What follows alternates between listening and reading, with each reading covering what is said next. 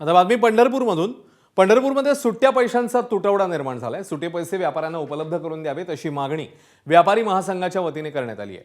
गेल्या 1.5 महिन्यांपासून पंढरपुरात सलग असणाऱ्या सुट्ट्यांमुळे आणि पुरुषोत्तम अधिक मासामुळे दररोज 1 लाखाहून अधिक भाविक येत आहेत. अशातच सुट्ट्या पैशांचा मोठा तुटवडा पंढरपुरात जाणवतोय.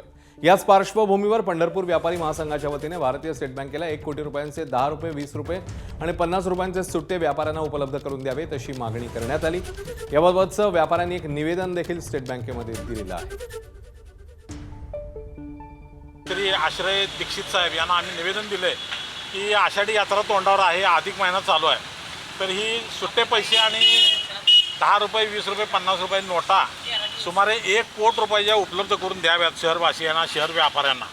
तर त्यांनी आमचं निवेदन स्वीकारले आणि त्यांनी बेलापूरच्या रिझर्व्ह बँकेतून ह्या नोटा आणि सुट्टे नाणी उपलब्ध करून देण्याचं त्यांनी आम्हाला आज आश्वासन दिलेलं आहे.